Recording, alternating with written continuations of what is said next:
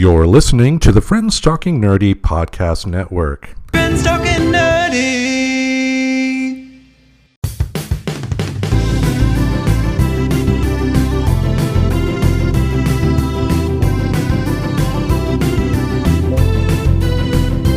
If your friends are nerdy and you are nerdy too, I want to talk to you. Friends Talking Nerdy.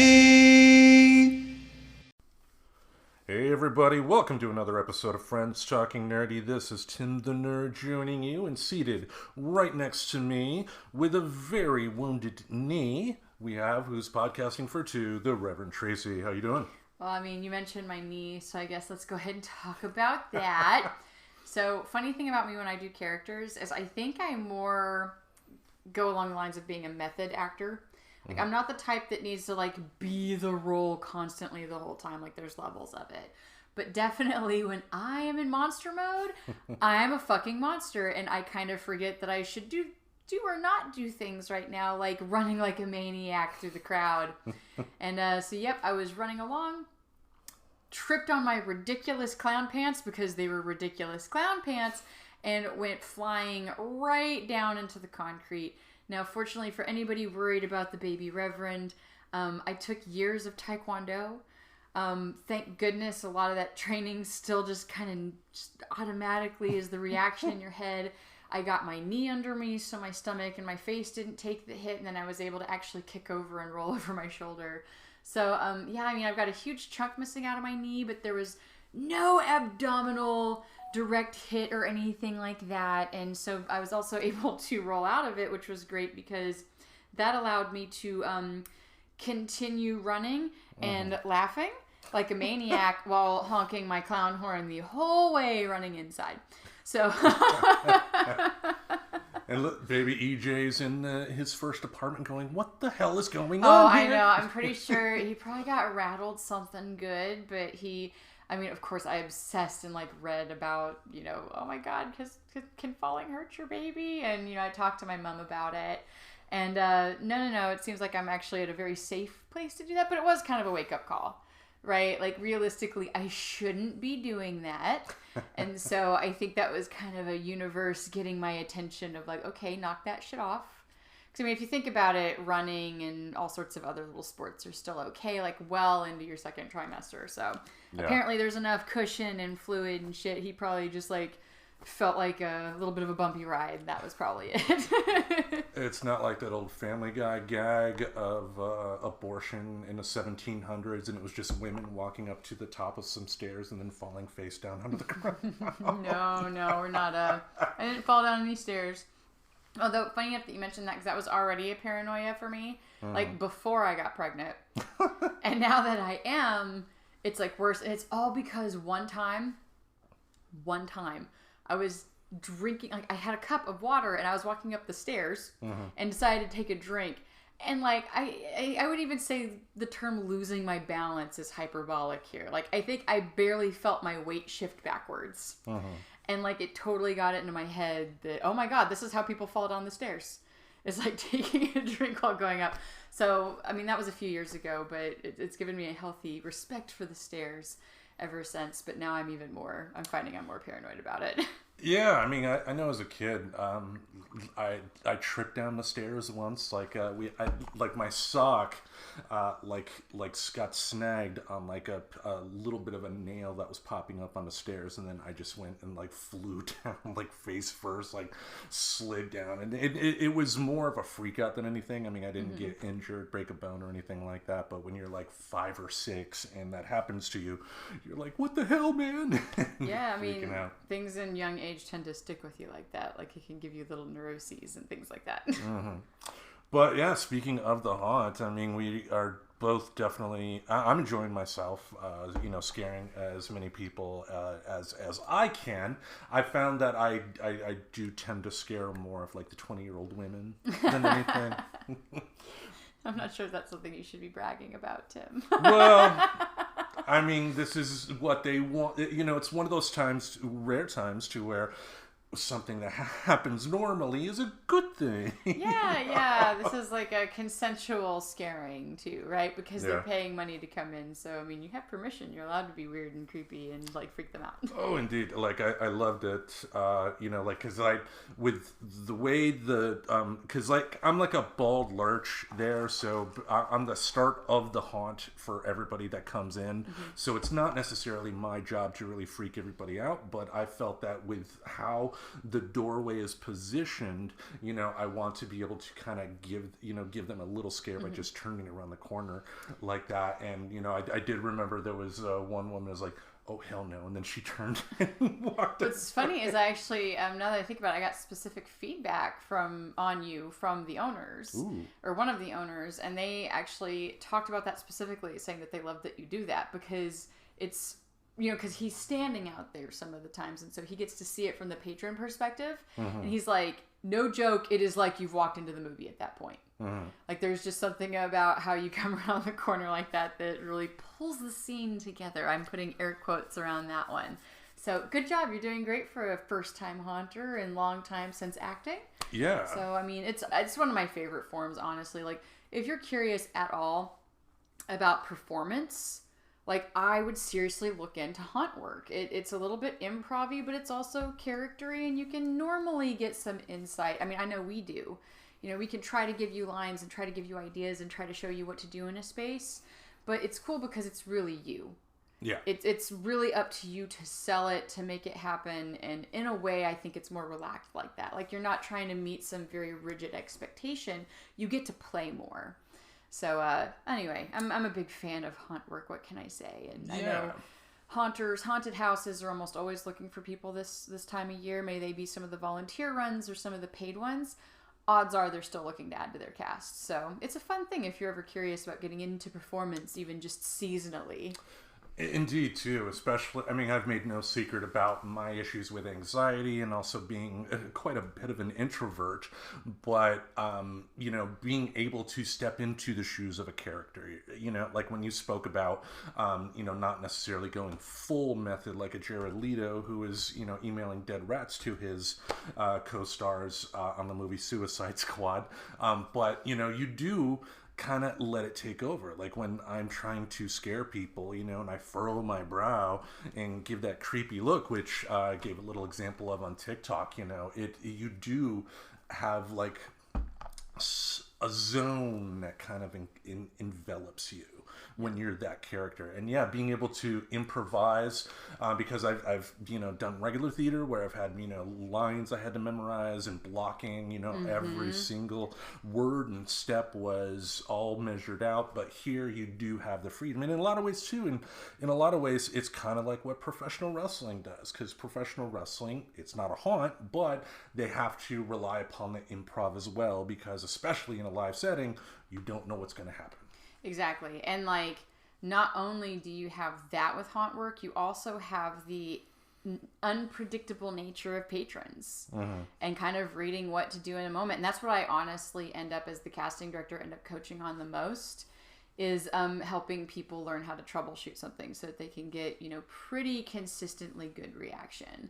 And that reaction can look anywhere from actually screaming to I know 2 of my clowns made somebody legit pee themselves. Like, that happened. There's a whole, like, there's some on the floor. And then by the time I got around there, I'm like, well, it's gone. Like, there's nothing I can really do about it now. At least you didn't slip on that. Oh, no, thank goodness. I mean, the place that we're at, too, like, concrete does have an ability to kind of take some fluid, away. So it just kind of wound up naturally dealing with itself. We'll leave it for the next people. Yeah, it just adds to the ambiance. That urine smell is a room spray. No, it didn't even smell like anything when I went in there, so it wasn't that big of a deal. But, I mean, as fun as it is, I am super excited for it to be over. Because, this is me being away from my home for 5 weeks, and my cat is really stupid and needs me, I think, because she's starting to act more and more ridiculous as each week passes. So the Mr. Reverend and I are really happy that we're officially under the 2-week mark for me getting to go home and see my dumb cat And also, because of the whole pregnancy and where I'm at in it, I'm kind of a different size now than when I left. So I'm sure he's also kind of dying to see me for that reason too. Well, also too, at that same time frame, I will be joining you. So we're going to be an East Coast show soon. And what would be interesting too is, because you already mentioned that the baby Reverend may already be wiggling around. Yes. So, yeah, what will Bean's reaction be? Oh, I have no idea because she's already been all about laying on my stomach where she normally lays up on my chest. So we'll see if the baby Reverend gives her a little kick and says, "Stop puking on the floor." You know what I mean? Maybe he'll just put her in line. But yeah, I mean, it's hard being away normally. It feels harder this year. And probably a lot of that is because of the baby Reverend being inbound. And it's it's funny because, the Mr. Reverend is there. When I'm here, I'm at least surrounded by friends, my family, my adopted family anyway, and things like that. So I've got plenty to keep me busy and plenty to do. And meanwhile, him, it's he's just going home to a house and maybe having to clean up after something my stupid cat did. So, it's a lot of phone calls using technology to kind of send visual messages too. Because that's what I was saying earlier was I'd sent the Mr. Reverend a quick little duo video of me walking out to the car. And, I tried to show him the belly growth and stuff like that. And, it's different when you're looking in the mirror versus when you move a camera down. And I actually reacted. I was like, whoa, okay, yeah, he's getting big. Got it. Bigger every day. Slow down. Bigger. Slow down, the baby EJ or the baby Reverend. I gotta wait for you. I need to fit my costume for 2 more weeks. So. Yeah. But anywho, yeah, I'm super excited to be as bummed as I am to see a show come to an end, especially with it going as well as it has been this season. Knock on a little bit of wood right here. But it's been going really well, so it's kind of exciting to leave on a seeming high note. But at the same time, there's also the reality. This is the last year I'm going to get to do this, so that's also a little bit lingering. At least in Oregon. I mean, yes. There is that. Oh, and by the way, since this is releasing on Saturday, I should mention, not only will let me try that again. Not only will we be open tonight for our haunting hours, if you have any kids, which this will maybe tie into our topic a little bit, that you would like to bring to a haunted house, it's a good opportunity to show them that we are human beings at the end of the day, that we are there to play. And we have a not-so-scary day at Fearlandia on the 23rd from noon until 4. And basically what it turns into is it'll either be going room to room and quote-unquote hunting ghosts in one half, where we're going to have some actors possibly in sheets with holes cut out. So this is really nothing that should scare your child. And that's really the main point of doing that, is making it so it's really silly and not scary for them. Yeah. And letting them hunt the ghosts by either waving a wand or saying magic words, whatever we've got at our resources for this season. Because we're still kind of a little bit not super for handing stuff to kids that are then going to be handed to other kids. So we may still go with a magic word. But yeah, so there's that side, and then the second half is going to be trick-or-treating from the clowns. So I'm going to have some clowns with happy clown makeup, nothing scary. Anything scary or very gory is going to be covered up or not done at all in the case of makeup. So, they'll get to trick-or-treat from the clowns, and I like it. I actually suggest it for kids that get brought into the haunt at night, and I have to escort to the emergency exit, because that way those parents know that they can bring them back and they can maybe have a pleasant experience at this haunt, because that's important too. I don't want to be the reason that a kid never wants to set foot in a haunted house again because of a childhood experience. Yeah, and that does kind of tie in with what we wanted to talk about today, and that is, when is the right time to introduce your kids to scary movies?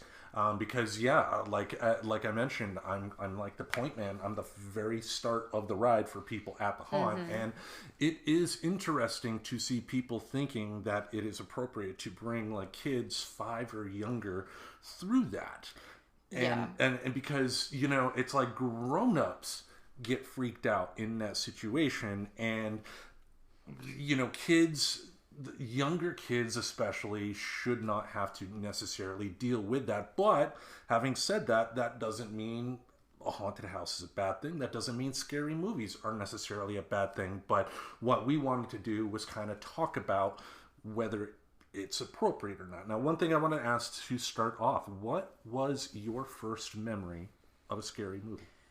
Oh gosh. Like, intentionally scary? 'Cause I feel like I've always avoided them because stuff like Ernest Scared Stupid really creeped me out as a kid. Like, and that was a scary movie made for kids. Because, I mean, they tried to come out with, like, kid versions of kind of creepy things. So that was kind of their version of that. I've always, I think I may have had, like, some anxiety when I was a child that maybe just never quite got diagnosed, because I think about how intensely I would get into just any movie. And if you think about it, like, even a lot of the cartoon movies have kind of scary elements.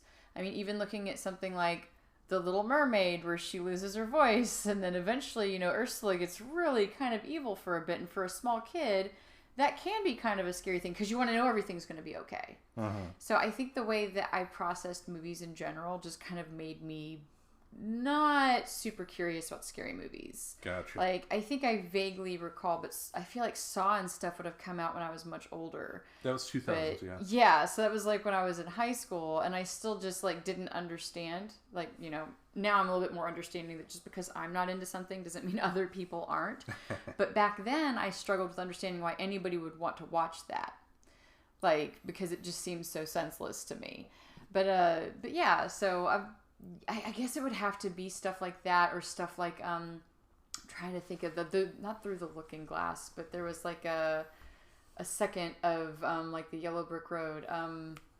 Return to Oz? Yeah, Return to Oz. There we go. Thank you. Good one, yeah. The Return to Oz even creeped me out at some points, and stuff like where you would see the Jabberwocky in certain movies. Like, that was enough for me. That was enough to give me nightmares. So yeah. That being said, just. Yeah, I think it was just generally I got in a vibe that it probably wasn't going to be something that I liked, but nobody ever tried to make me like watch a scary movie. Well, at least there's that. My first memories were from a very young age. Like, the first two movies I ever remember watching at home was Psycho and Carrie. And it wasn't a case of, you know, either of my parents sitting me down and saying, you have to watch this. You know, I mean, when you're growing up in a single parent household, despite the best efforts of parents involved, sometimes you're going to have access to stuff like really scary movies that you know, you shouldn't be watching at a very early age, because I still love those movies today. You know, I can enjoy them as an adult, but, you know, I remember just being freaked out as a kid with Carrie, especially during the prom scene when she has the blood dumped on her, and Sissy Spacek just. I tried to mimic her look at the haunt, but couldn't, you know, in terms of how she got like the really open, almost bug eyes, and then how she would just like turn her head, and then like there was like split screen showing like her turning her head, and then what was happening in the gymnasium where that scene was happening. But yeah, I was introduced at a very early age, and well, I would like to think that it didn't necessarily mess me up too much, as someone who does have anxiety issues myself. You know, I can't necessarily. I don't want to react like people react when they say, "Well, my parents spanked me and nothing bad ever happened there." You know, it's just like, yeah, I shouldn't have been watching those movies at that age.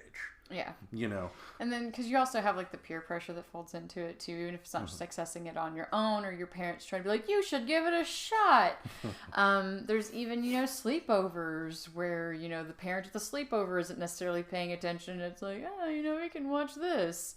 But that could be like any range of things, right? Because to be fair, isn't that also how sometimes people get like introduced to porn?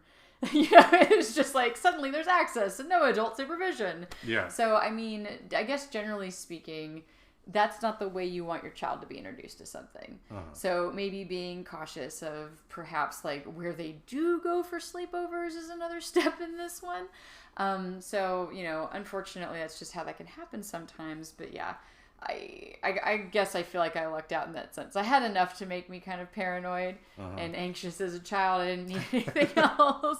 But even then, like, we just didn't watch a lot of TV or movies because I was a farm kid for a while. So in those really young years where it would have way been inappropriate, like, I was farming. You know, I was coming home and checking on my hens, and we'd maybe watch some Nick at Night before we went to bed, you know? Unlike me, though, for most of my childhood, my babysitter was the television. You know, and, you know, that was just the reality of the situation that, you know, my mother faced raising me and my sister. Also, me and my sister, too, did kind of make some babysitters' lives hell. So that's why we ended up becoming latchkey. I was like 10 when my mother stopped, and my sister 8 when she stopped paying for babysitters. And yeah, we would end up watching some stuff too. Like, also too, as a kid, what was fun was on the weekends on the USA Network, they would have Up All Night, which showed a bunch of like they would show like the Nightmare on Elm Street films, and they would show like other cheesy horror films that, you know, I still would try to watch and try and get my sister to watch to get scared and whatnot. And that's not even taking into account like free HBO weekends or Cinemax or anything like that. But you know, as a parent myself, my kids are older, and you know, you have stepkids and you have the baby Reverend on the way, so we're both in different spots as, you know, parents when it comes to this stuff. But we did take the time to, you know, read through some articles here. You know, one from Psychology Today about this particular issue. And, yeah, like, should you let your kids watch scary movies is the very, you know, vague title of that one. But I think they did a good job, and it just goes back to, I really respect Psychology Today because even when it is an opinion article being written, they typically have somebody on their staff of a certain level of degree and respect review that. Like, it's nothing that just gets posted as an opinion by somebody and then just stays. Everything gets reviewed, if not by multiple people, because sometimes you'll see that it's been reviewed by a few different people on there. So this one was reviewed. I really liked his overall on it, because even you talking about being babysat by the TV, well, we're learning more and more, separate of what is on the TV, that excessive screen time might also be contributing to like some of the anxiety and stuff going on in kids too. So he had actually mentioned very specifically that with having kids, and he personally tries to stay up to date with all of the research on screen time in kids. So I mean, of course it does matter ultimately what they're doing on the screen. Right? It just seems that even if they're watching the perfect world, you know, age-appropriate shit, excessive screen time has more than been proven at this point to not be so great. Which bums you out when you still go out to eat and you see the mom's on the phone and both of these small children have tablets at the restaurant where they can't even put it down long enough to just have a meal. And like let them color, or let them do like an activity book. So I guess that's a whole other topic to go down, is the screen time problem in America land. But I did like that he kind of mentioned that he overall has an interest in screen time and content of that screen time. So it made it like a really interesting article for me to read. Yeah, I definitely enjoyed reading through the article too. And there are some bullet points that occurred in the article that we will go through. But since you have the baby Reverend percolating, I mean, you must have some ideas in your head about what you will do as a parent to introduce the baby Reverend to stories that may be scary. What have you and the Mr. Reverend talked about in regards to that? Well, I mean, I think I've also gotten a little bit of practice in this, having 2 stepkids that I love very much like my own. My oldest, you know, being more into the haunt stuff and wanting to do the SFX and wanting to watch the scary stuff. You know, for example, Z had brought up that they wanted to watch, they were looking forward to Stranger Things this season. And personally, I feel like this season of Stranger Things, the most recent one, had the most visually disturbing images. You know, I don't think I'm spoiling anything because it happens so early and you don't understand why it's happening at first. But, you know, watching a human levitate and slowly every bone gets snapped backwards, and then at the finale of it is that their eyes got like kind of sucked into their head, like implying that they were dead. And it was really graphic. And so with them, and they're 12 right now, so you know, kind of at that age where I could see more people allowing their kids to watch stuff like this, right? Because they're voicing more opinions, they want to do it, especially if a parent is into it. That's just how mirror neurons work. They're going to want to push the boundaries to when they can do the things that you are doing, which is something that kind of got brought up in the Psychology Today article too. That's kind of the role of kids. It's an instinctual thing almost. But the one thing I did was I kind of warned them, hey, this is going to have some pretty visually disturbing stuff, but just, you know, if you feel it triggers any anxiety for you, just know you can always turn it off. You can pause it, you can breathe, you can bring yourself back to reality. Because, you know, and not every 12-year-old is at that level of communication. I just happen to have that level of communication with my 12-year-old. Yeah. Meanwhile, my stepson, who is 7, has basically no interest in watching scary movies right now. So, I mean, he had to be talked into even some things that weren't scary. So he's a little bit more particular, I think, like that, or at least he's not there yet. But I think that's even appropriate for 7 to not necessarily be into wanting to watch those things yet. Yeah, I mean, because there's plenty of other entertainment out there that can still freak you out. I mean, I remember when I was in kindergarten, my mother had an episode of The People's Court on. And the defendant was a guy who like went to parties dressed as Papa Smurf, but he was being sued because he looked creepy. And they ended up showing a picture of him, and he just looked like this creepy guy with like a mustache just looking. And then I ended up having a big nightmare that night. You know? That's funny. That's like how Rescue 911 kind of gave some of us some healthy fears and nightmares. And at least those things really happened, by the way. Because see, like me thinking about myself as a parent and how I think about it is I don't fully know if I support the idea of giving kids fear over things that aren't even real. But yet we have a culture that constantly doesn't want to tell kids about real stuff because that's too much. Like, really? Watching a human body levitate and all the bones crack one by one and then the eyes getting sucked in a very dramatic, that person's definitely dead way, is somehow worse than talking about the fact that some stuff happened and does happen sometimes. Yeah. Like, I don't know.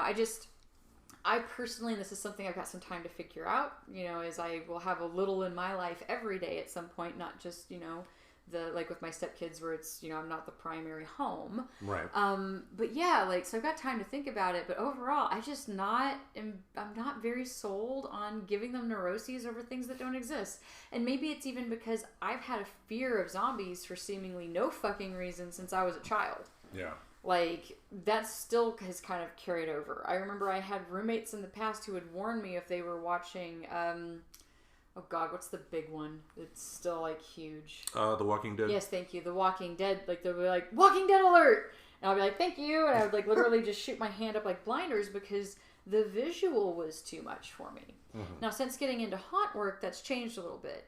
And I've gone to Haunters Con. There's a local celebrity called Nick the Zombie. And it's his time to shine. He goes to all the Comic-Cons here. He goes to all of the Haunters conventions. And he's always hanging out near the Walking Dead or wherever there are zombies because he has no arms and no legs. Yeah. So I actually have a video, and maybe we can share this for fun, at the charity ball where he is leading the conga line for all of the monsters dressed in costume, and he's in his Nick the Zombie getup, like, you know. So, it's kind of gotten me better about it, but maybe that plays into it for me too, is I know how horrible it was to feel terrified of zombies for like all of my childhood, even though I don't remember ever being shown anything other than at some point I knew they existed on TV, and like therefore it made me question if they could really exist, and it just kind of nightmares took over from there, like more than anything. Yeah, I mean, I remember thinking back with my kids, like, I've been open on the show about, you know, I would let my kids, you know, watch South Park probably at a younger age than maybe they should have. And also with the swearing and stuff like that, I didn't mind if they swore in front of me as long as they only knew that, I was trying to teach them that, with stuff like that, it's going to happen. Just know the time and place. Yep, there's time and place. It's a very, from what I understood, a very German way of teaching cursing. Like, cursing happens a lot more in the home, but it's not completely unlike burping or farting. Right? Like, at some point you teach your kids that you don't do that in public just in front of everybody. Yeah. So it's kind of the same thing I feel with, like, the cursing and stuff like that. Unless you can get a laugh. Oh, man. No, because we very much have that kind of household mentality. It's like, if you know it's coming, try to excuse yourself and go to the bathroom. But overall, a burp is just a burp and a fart is just a fart. Like, it's a thing our body does. There's no need to make yourself uncomfortable or feel overly ashamed about it. Right. But then we were around somebody, and my younger stepkid just, like, totally let one rip and didn't even know that he should be a little embarrassed about it.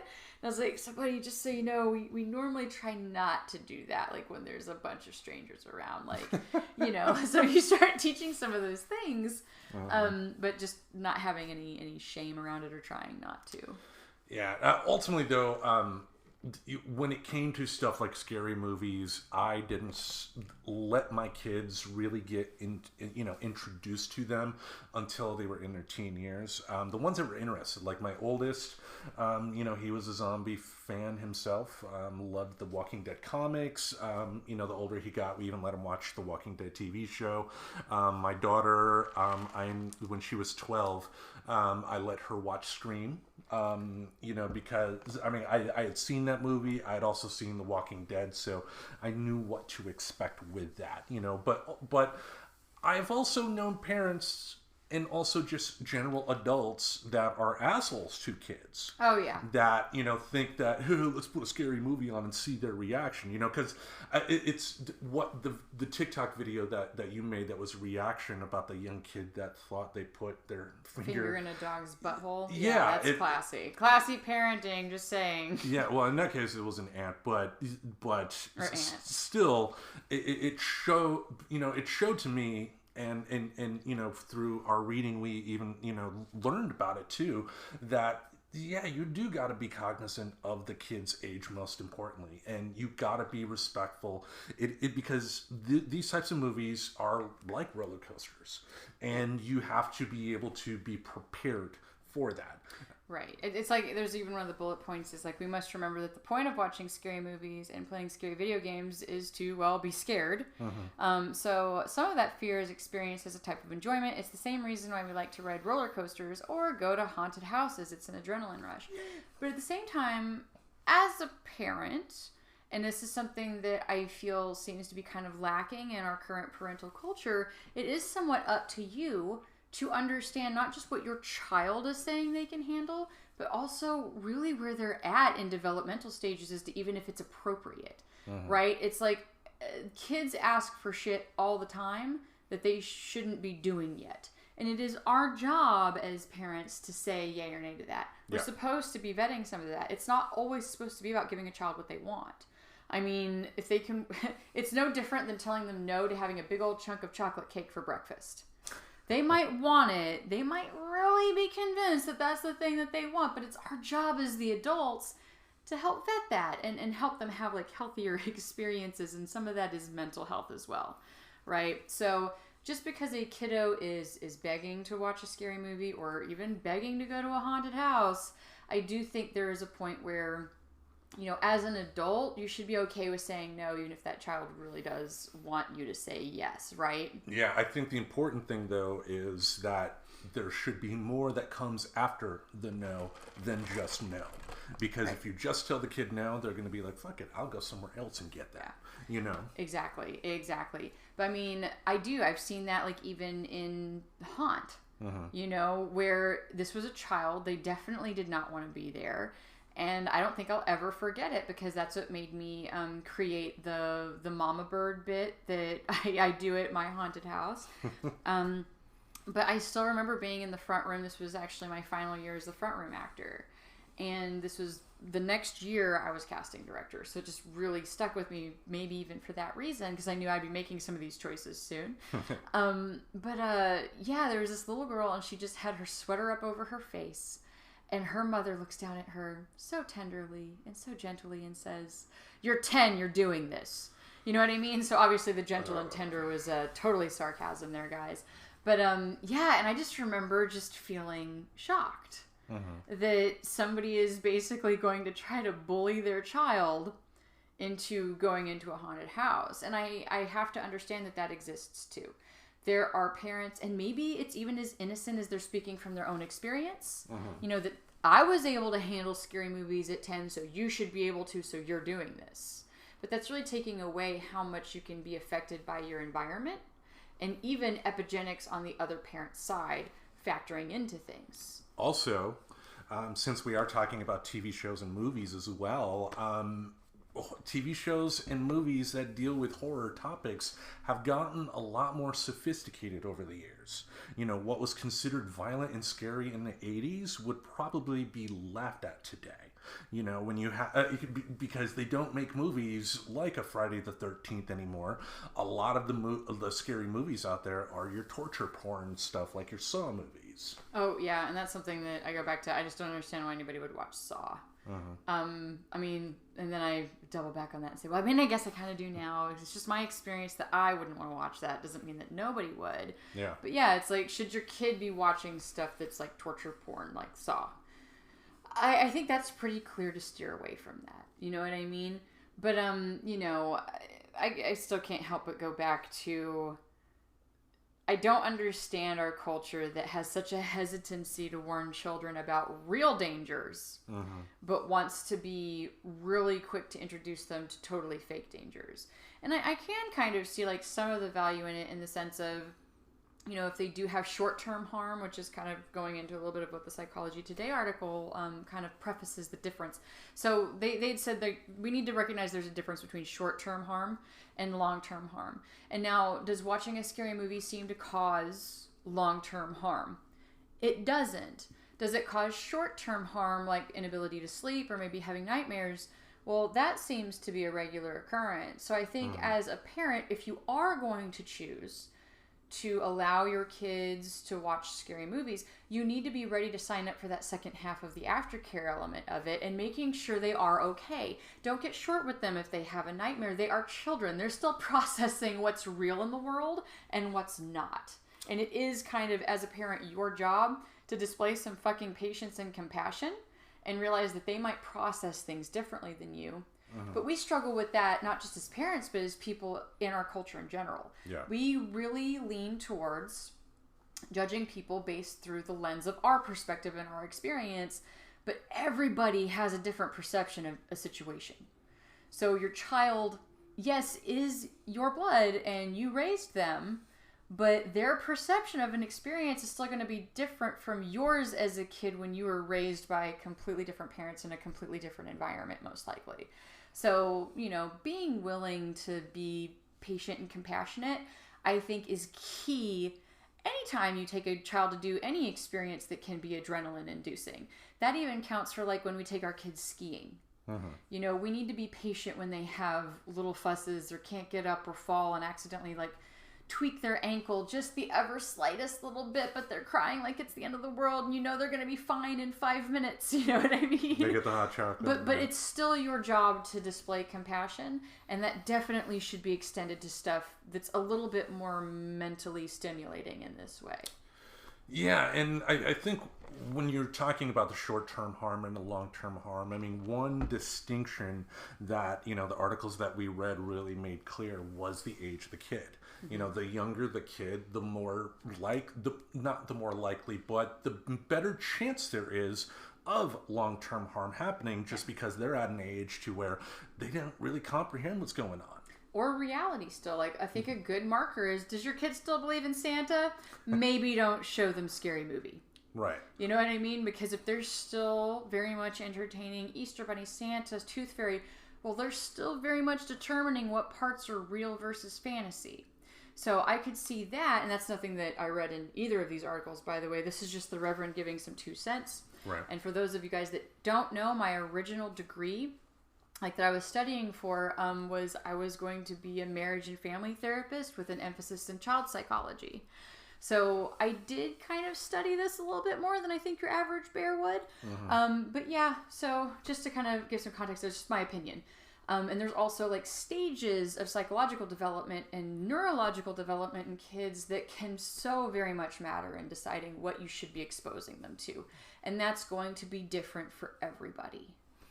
Indeed. Now, speaking of exposure, I mean, I thought about it, and it's like there are ways to where you can introduce your kids to these elements without as much of the negative stuff that could come. And a lot of it starts off with books.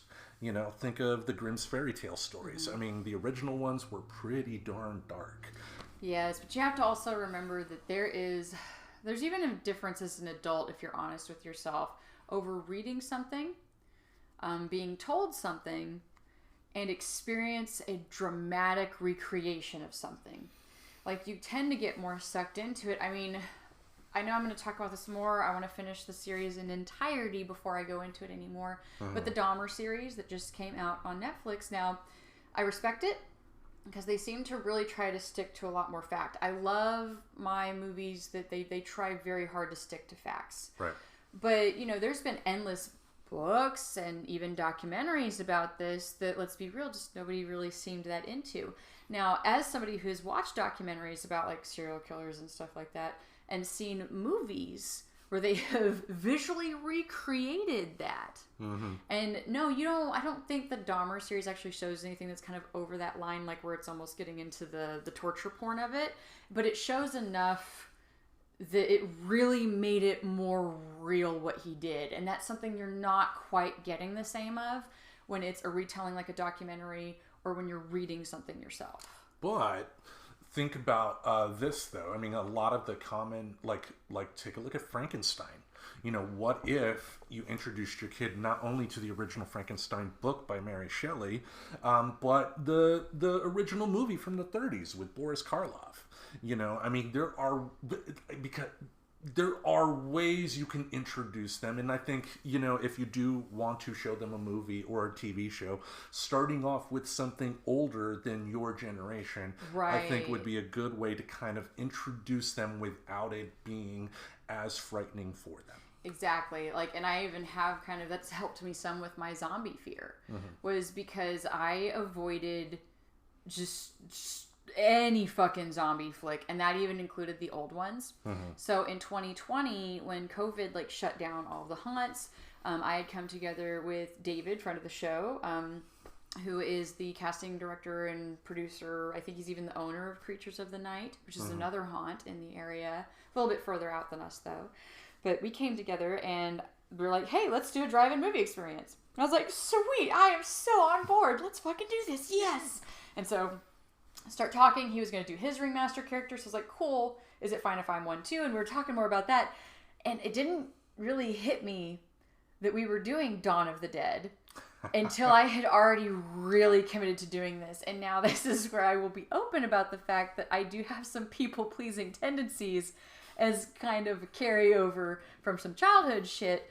And I try very hard to keep that in check. And ultimately, it just kind of turned into I think this one's okay to stick to my word on. I think I can handle this.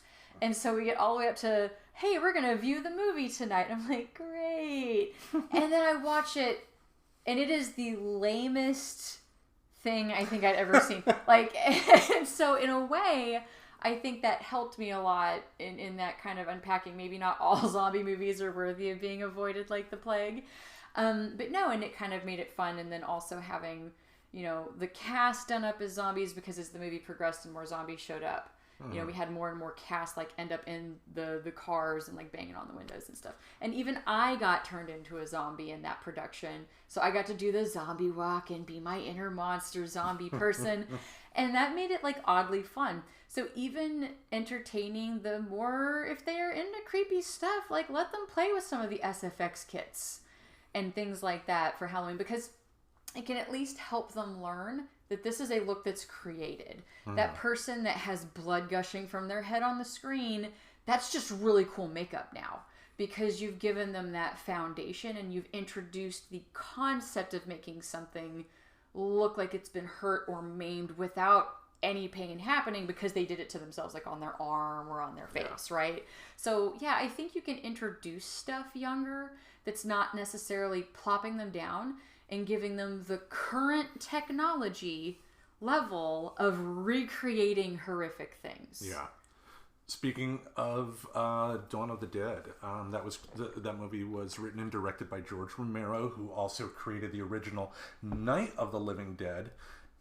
That was filmed in Pittsburgh, Pennsylvania, and George Romero's job before Night of the Living Dead, he was working on Mr. Rogers' Neighborhood. No, that's really awesome. And in fact, when Night of the Living Dead, the original, debuted, Mr. Rogers was invited.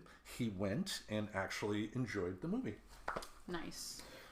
But now back to reality here. Mr. Rogers. But ultimately, yeah, it boils down to just knowing the kid in question, and also most importantly too, respecting the parents' decision.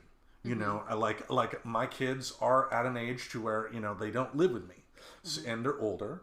You know, so if they did come over, I can put them on. But like, you know, like if I'm like somebody's uncle, for instance, I should not be putting any sort of, you know, movies that could potentially scare them. Yeah. You know, you have to be able to respect the parents in question here, even if you don't necessarily agree with how strict they are. Yes, and you can even explain that you don't agree without it being about throwing the other parent under the bus, right? And even if it's within the household, because that was another point that article made from Psychology Today, is if you have a partner or a spouse in the situation, you should talk to him or her and try to get on the same page, because it's easier to have a united front instead of a house divided in this situation. But you can cover the fact that you don't necessarily agree, but that you choose to go ahead and support this decision. Yeah. You know what I mean? Like, it doesn't necessarily have to be like, well, your mother doesn't want you to, so I guess we can't. It's like, well, you know, your mother and I talked about it, and where I was kind of okay with it. You know, she's got some very strong feelings, and I think I'd rather have her back on this point for now, but we can revisit it later, right? Because it's also not a forever thing. It's not like you will never be allowed to watch scary movies, right? It's like alcohol in a lot of ways. It's for the right audience, using it correctly, it's not a bad thing. But yeah, scary movies, just you have to be respectful of the parent, because respecting the parent's wishes is going to help the kid in the long run. Yep, and then you can also kind of, in a way, still teach this whole idea of compromising and where that's okay to do too.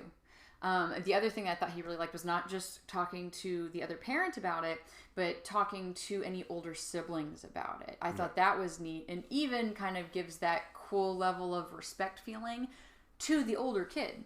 Yes. Because an example they actually gave was, I think it was on Stranger Things, and it's like, you know, if a child has an older sibling, ask him or her what they think when your younger child is not around. And the example they gave is, James, your little brother wants to watch Stranger Things. What do you think? Because funny enough, your sibling probably knows your temperament and limits better than your parents sometimes. Yeah. Especially if they do have that good close relationship. Like, I think my brother probably knew more than my parents did. Because, oh man, is Jurassic Park a scary movie? It can be. I mean, it does have some jump scares, and if you think of when the T-Rex, for instance, first makes its appearance and then eats the lawyer who's sitting on the I had nightmares about that. For some reason, that just totally clicked. Like, wait a second, maybe that was technically my first one, because I was just told I was going to go see a movie about dinosaurs, and it turned out to be scary. Not that I think it was really being marketed as scary. I don't know, because I was so young. But yeah, I remember really not handling that well, and having running in my sleep night terrors over that scene with the lawyer. Oh man. Because I still remember when it happened, my biological father, I'm crying, right? This T-Rex just chopped somebody in half in front of my little face. And he leans over to me and very delicately and in a tender tone says, "Relax, it was only a lawyer." I was supposed to make it better. Like my young brain would even understand. Because didn't that come out in 95? No, 91, 92. 91. So I was born in 85.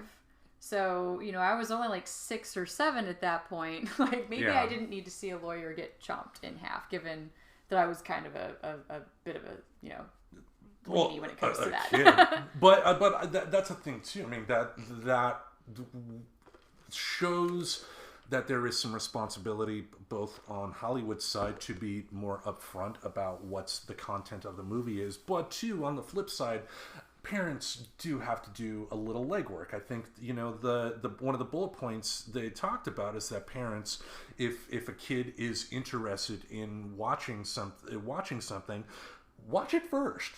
Yeah. Because I can see with Jurassic Park, your parents thinking, oh, it's Steven Spielberg. He made E.T. It's going to be fine. Well, and I can even give my bio dad, like, the little bit of a benefit of the doubt there. He only had us every other weekend. Mm-hmm. So, I mean, it's not like he had all the free time in the world to be vetting stuff.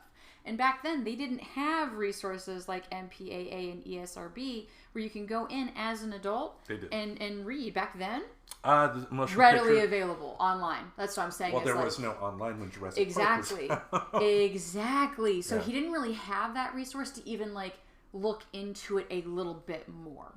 Right? So unless he had the time to either, I don't even know where he would have gone at the time to get that information, but to watch a movie twice, and he wasn't rolling in money either. Mm-hmm. Like, he is, my bio dad is an immigrant from Germany. So, I mean, he tested at 18 to become a citizen, but he didn't go to college and get his degree. He got drafted in the war. Right. And so, he was working at the post office. Like, he wasn't rolling in dough to be able to go and see a movie so that he could plan to see it with us again the next weekend.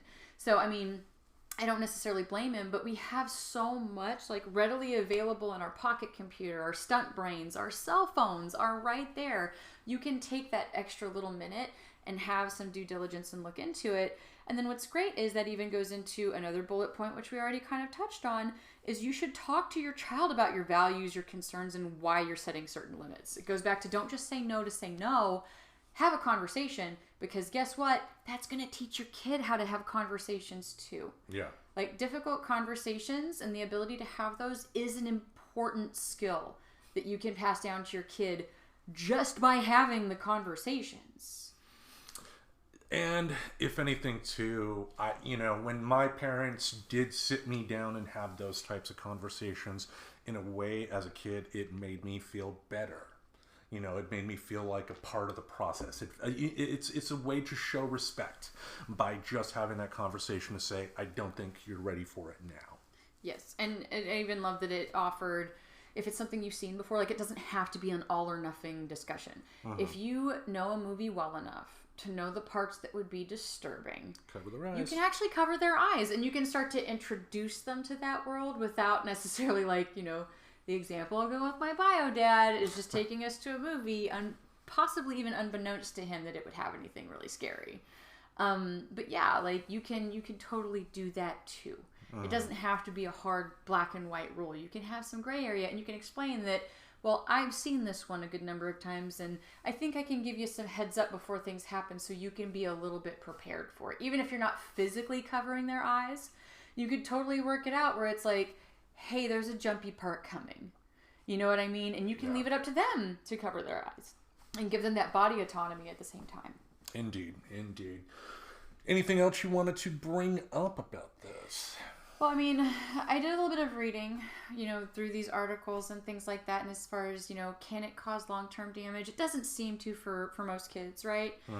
But I think, how much I love a good analogy.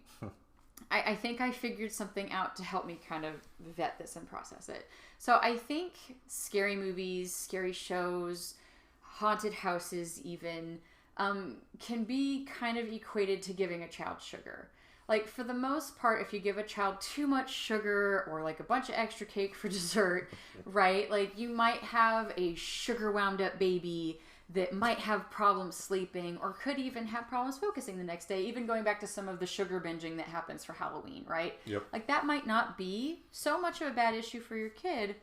Now, I do want to bring up, though, that we do have, I know I brought it up before, we do have an epidemic going on where we have been seeing a interesting rise in anxiety and depression among children between ages 3 to 17.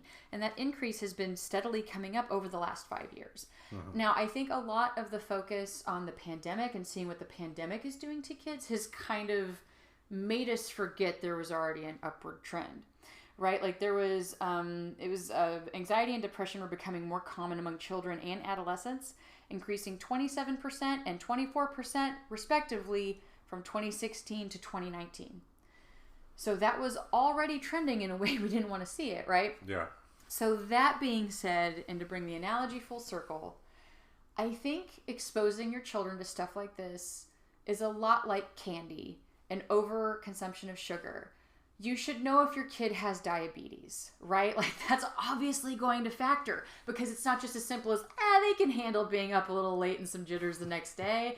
It gets way more complicated when you have diabetes, when your child has diabetes, right? Like you'd have to factor in, is it early enough in the day? Can you dose their insulin properly? Is it already where they've had like some sweet things during the day? And so I think if you have a child with it that has been, displaying anxiety or possibly even diagnosed with generalized anxiety disorder, it kind of needs to be thought of in the same thing.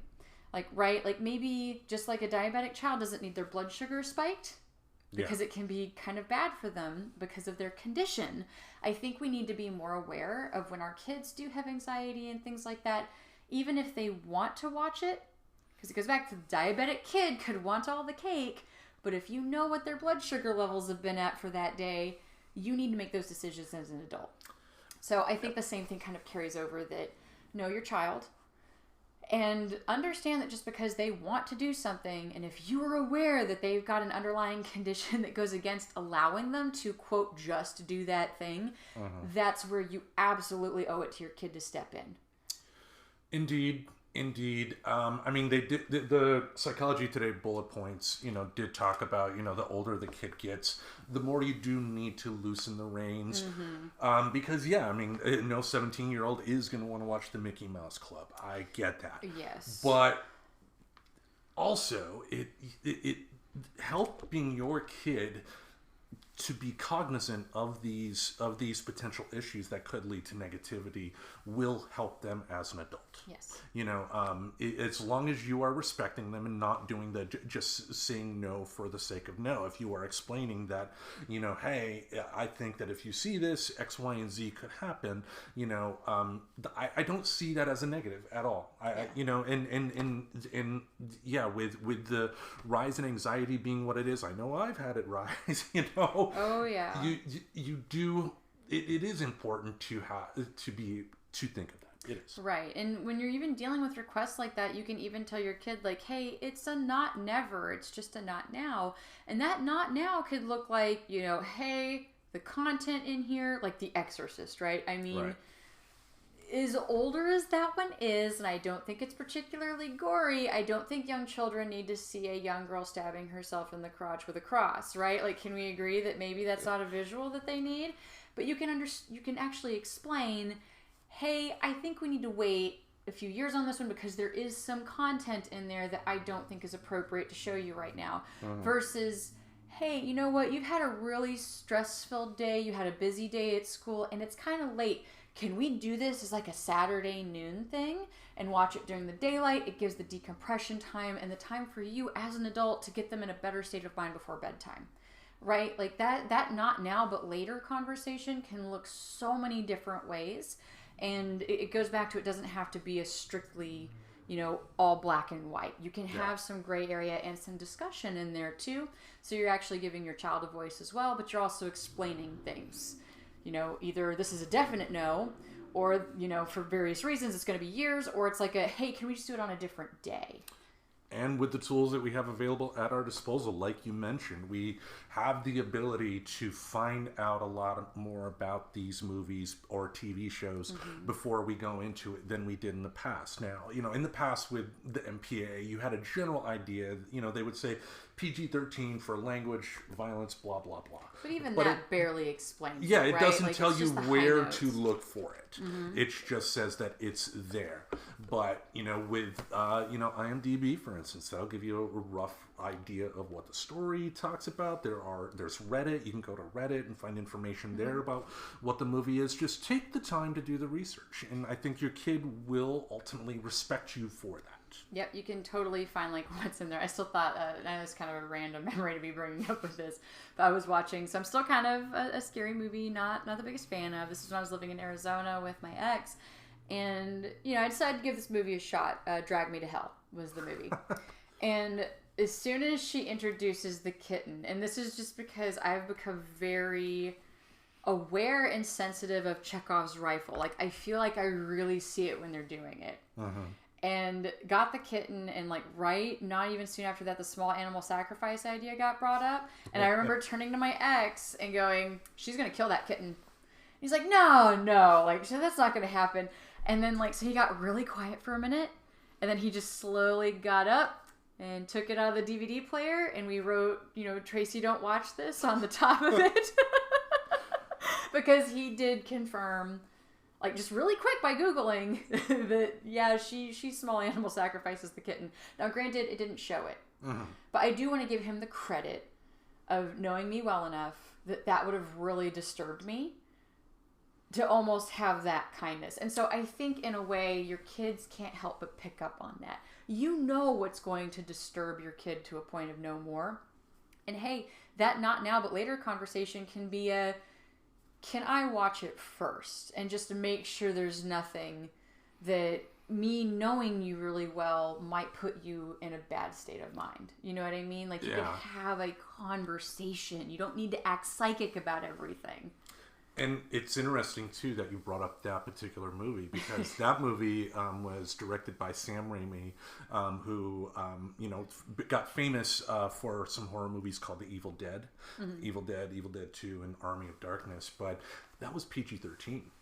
Yeah. It was a PG-13 movie. And, I know when that first came out, I was like, how are they going to do a PG-13 movie? But you don't know what will scare people, because again, I see a PG-13 horror movie, I'm going to put it on and enjoy it, but it still had something for you. And both of our reactions are very much valid. Oh, yeah. And that's even where it's non-scary movies can scare kids. It turns out just maybe vetting the TV that your children watches in general might be a good idea, right? Because it even goes back to some of the jokes about Rescue 911 and that being disturbing. But it's amazing what will scare kids in innocent movies. I know right now I'm not thinking of something off the bat. Maybe you will, but it's sometimes parents get really surprised at what in a movie can creep a child out. I have a perfect example. I showed the musical Tommy to my kids. That's based off of an album from one of my favorite bands called The Who.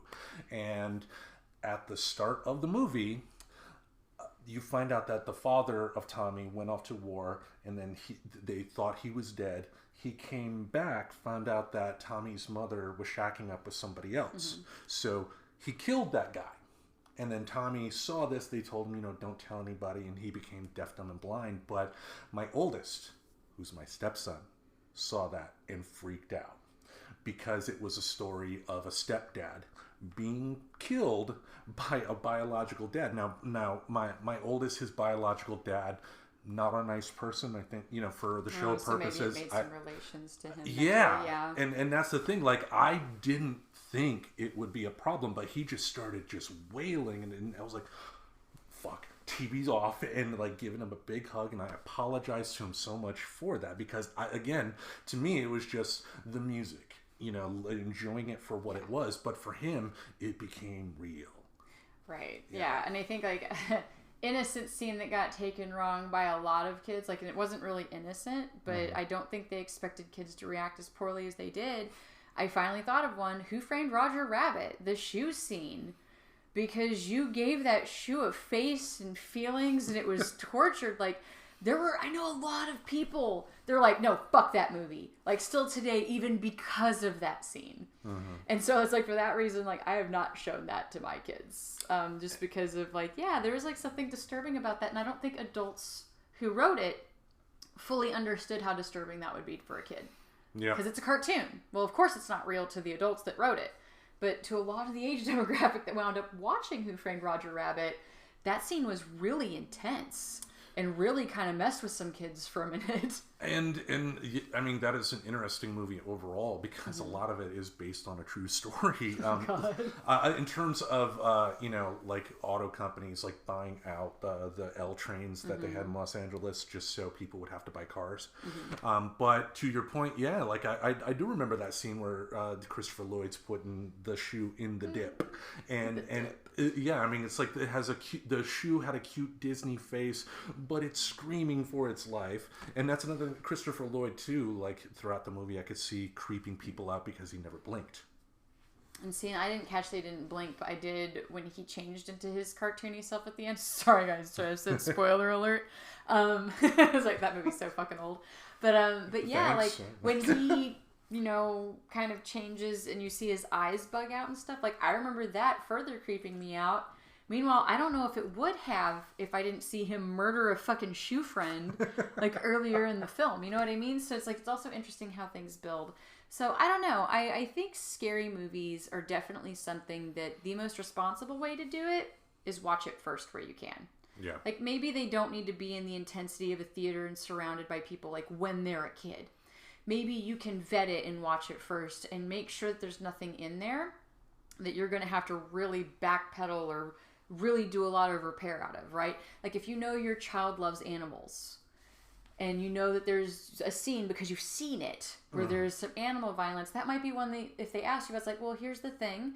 They do like some really visually messed up things to an animal. Now they don't do it in real life. It's all makeup and make-believe. But I just don't know if you're ready to see what they chose to interpret there. Because that, again, that builds you with an ability to say why no. Indeed. So I think we'll wrap it up here if that sounds good to you, unless you had anything else you wanted to bring up. No, that sounds good to me. The baby Reverend needs to pee because that's my life now. Like, it's actually really funny. My partner, the Mr. Reverend, had found like a cartoon of this woman because, you know, I don't know why he found it, if he was just looking for something funny, but there are some cartoons that people have made about like the real life of being pregnant and stuff like that. So there was one where it's just various scenes and times where she's in the bathroom and it's like, this is where I live now. And I'm like, yep, that's definitely starting to go through that phase. So I think about an hour is my limit, guys. So our shows might be having a natural cutoff thanks to the baby Reverend. He's already starting to direct, you know, our new mascot. Well, hey, and if it makes the show more concise, thank you, baby Reverend. So I think that will wrap it up here for us. Every Saturday, we will have something in this podcast space to entertain your ear holes. Until we meet again, we bid you adieu. Scare you later. Subscribe to Friends Talking Nerdy on iTunes, the Google Play Music Store, as well as Spotify. Remember to support Friends Talking Nerdy on Patreon. Goodbye, darling.